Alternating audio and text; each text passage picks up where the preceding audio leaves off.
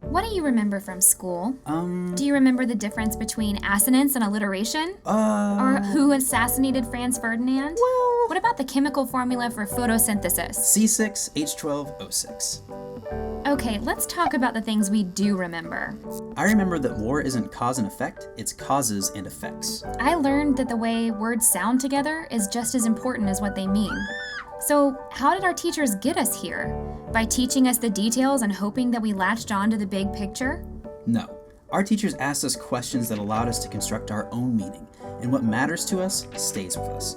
Maybe our history teacher asked, "When is revolution justified?" Or our English teacher asked, "In what ways do writers craft language to engage their audience?" So, as teachers, how do we invite our students to bring their own meaning into the details?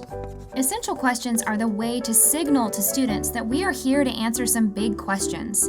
Without a framework of larger meaning, students can't attach value to the specifics.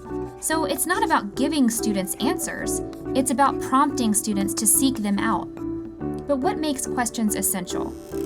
Essential questions are universal and ageless. They're equally applicable to a 13-year-old and a 30-year-old, regardless of prior knowledge or content-specific background. So we could ask the 4th grade science classroom, in what ways does environment affect behavior? Just as we could pose this same question to adults in the workplace or a parent with their child. Everyone can relate to the concept of environments and behaviors, and it is never fully answered. We could revisit this question throughout this year and onwards. Essential questions are open-ended and flexible, with the potential for growth and changing opinion. They do not prompt a biased answer, and they allow for debate and disagreement. In the art classroom, the question, "What makes art good?" would certainly prompt a debate, and my answer could change based on my experience. Essential questions are engaging and inclusive. It invites all to wrestle with it, and does not exclude learners because they haven't read that book or taken that class. We could walk into any classroom and ask, what traits make someone heroic? Or, in what situations is it acceptable to estimate? And the students, Or adults, in the room could engage with the question. Inclusive also means written in kid-friendly language. So why do we continue to preserve linguistic differences may need to become, why is it important to celebrate different languages?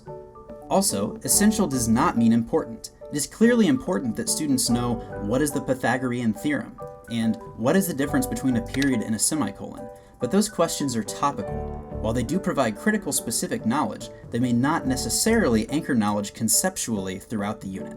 So if you picture your assessment, these questions would be in the multiple choice or short answer section where you could readily identify a right or wrong response, while EQs allow a variety of acceptable answers.